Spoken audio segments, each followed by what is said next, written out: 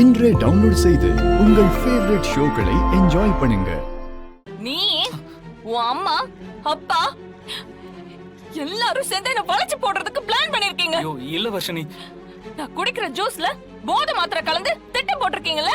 இல்ல வர்ஷினி, அது வந்து உன்ன. ஐயோ ஐயோ வர்ஷினி, ஏய் வர்ஷினி வர்ஷினி வர்ஷினி வர்ஷினி, ஒரு நிமிஷம் நான் சொல்றத கேளு.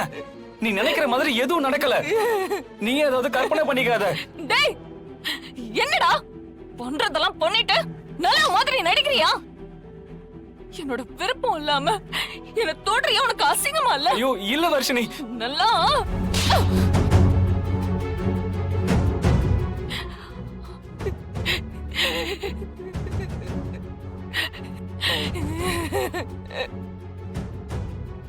ஐயோ நீ கழுத்துல தாலி கட்டி இருந்தாலும் நேத்து வரைக்கும் நீ என்னை விட்டு விலகிதான் இருந்த. அந்த நம்பிக்கையில தான் நான் கூட ஒண்ணு இந்த ரூம்ல தங்கி இருந்தேன். ஆனா இப்பதானே தெரியுது எப்படா சந்தர்ப்பம் கிடைக்கும்னு காத்துட்டு இருந்தல. ஐயோ உடம்பெல்லாம் நெருப்பு மாதிரி எரியுது. எனக்கு உன்னை பார்க்கவே பிடிக்கல. என் கண்ணு முன்னாடி நிக்காத போ. வர்ஷினி வர்ஷினி வர்ஷினி, உன் கோவம் எனக்கு புரியுது வர்ஷினி. ஆனா நீ யோசிக்கிற மாதிரி தப்பா நைட் எதுவும் நடக்கல. ப்ளீஸ் வர்ஷினி, நான் சொல்றது கொஞ்சம் காது கொடுத்து கேளு. நீ கொஞ்சம் போதையா இருந்தது உண்மைதான். உனக்கு சுய நினைவே இல்ல. உனக்கே தெரியாம ட்ரெஸ்ல வாமிட் பண்ணிட்ட வர்ஷினி. அதனாலதான் அந்த ட்ரெஸ் எல்லாம் நான் மாத்த வேண்டியதா போயிருச்சு. மத்தபடி நம்ம ரெண்டு பேருக்குள்ள எதுவுமே நடக்கல வர்ஷினி. ஒரு பொண்ணோட அனுமதி இல்லாம அவளை தொடுற அளவுக்கு நான் மோசமானவன் இல்ல. என் கழுத்துல தாலி கட்டினியே ஏன் பெர்மிஷனோட தான் கட்டினியா? பெரியவங்க சொன்னாங்கன்னு செஞ்சல.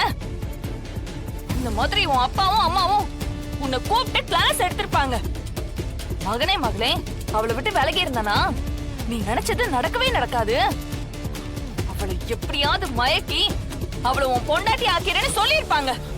நீயும் அதுக்கு சரி சரின்னு தாலையும் ஆட்டிக்கிட்டு இப்போ நல்லா வேஷம் போடுறியா? வர்ஷினி என்ன பேசுற நீ?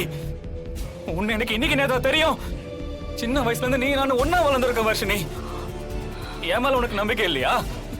நான் போய் சொல்லணும் வர்ஷினி, கொஞ்சமாவது யோசிச்சு பாரு. உன்னை தவிர வேற எந்த பொண்ணுகிட்டயாவது பேசி இருப்பனா இல்ல பழகி இருப்பனா? என்ன நீ ரொம்ப காயப்படுத்துற. ஏய் நிறுத்துடா.